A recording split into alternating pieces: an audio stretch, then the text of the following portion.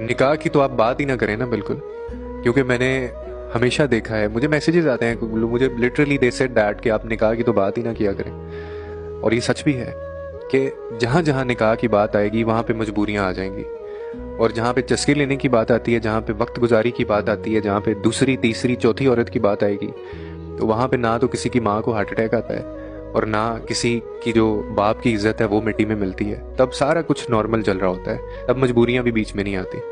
लेकिन आपने जब निकाह की बात करनी है तब आप देखेंगे ये सारी चीज़ें होना शुरू हो जाएंगी। और मैं आपको एक बात बताऊं, ये जो रोमांस होता है ना, ये जो मोहब्बत होती है, ये जो प्यार होता है, वो जिस्म छूने का नाम नहीं होता, प्यार रूह को छूने का नाम होता है। तो आप कभी ऐसा प्यार करके तो देखें, आप निकाह की बात करके तो देखें, आप निकाह में आके तो देखें।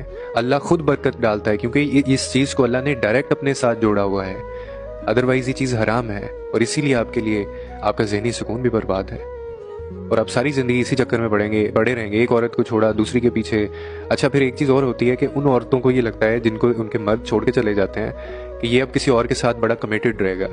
तो मैं अक्सर ऐसी औरतों को कहता हूँ कि आप 5-6 साल बाद उस औरत से भी पूछ लीजिएगा जिसकी खातिर उसने आपको छोड़ा था कि वो कहाँ है। वो आप देखेंगे तो वो आगे निकल चुका होगा, दूसरी तीसरी चौथी पाँचवीं, सो एंड ऑफ, और ये चलता रहता है।